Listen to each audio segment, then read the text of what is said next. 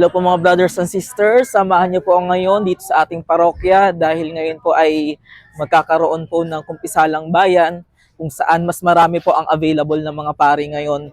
At ito rin ay magandang pagkakataon para tayo ay muling makipagkasundo sa Diyos at para mas maging handa rin tayo lalo na ngayong panahon ng Kwaresma. Diba? So ito mga kasama ko ngayon, mga kabataan. Ayan, marami kami. So kami magkukumpisal ngayon. So tara po, let's go! Wala na. Tara. Ayan po sila, napakarami nila. Ayan, nag-aantay po tayo ngayon. Ang kumpisalang bayan ay isang espesyal na schedule ng sakramento ng kumpisal kung saan sabay-sabay tayong binibigyan ng pagkakataon na makapagbalik loob sa Diyos.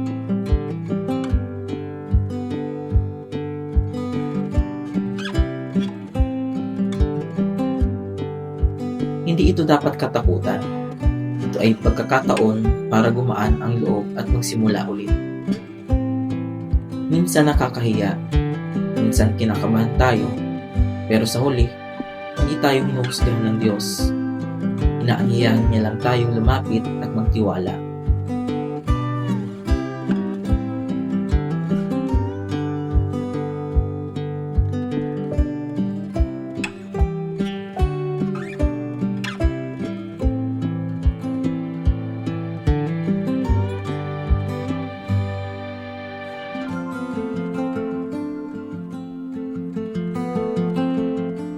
Ang kumpisal ay hindi tungkol sa kahihiyan.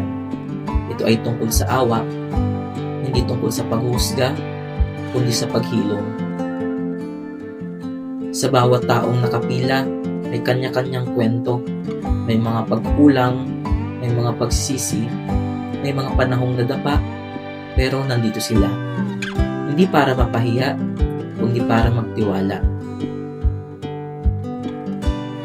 Sa kumpisalang bayan, hindi lang isang pari ang naghihintay, kundi ang Diyos mismo handang makinig sa pinakamahinang bulong ng puso natin. Ang awa ng Diyos ay hindi nauubos. Naghihintay lang siya na lumapit tayo. Sa harap ng altar, napapaalalahanan tayo na walang kasalanan ang mas malaki kaysa sa kanyang pagmamahal. Walang pagkakamali ang hindi kayang hilungin ng kanyang grasya. At kapag natapos na, walang malakas na tunog, walang ingranding eksena, pero sa loob, may kapayapaan, isang tahimik na paghilom, isang bagong simula.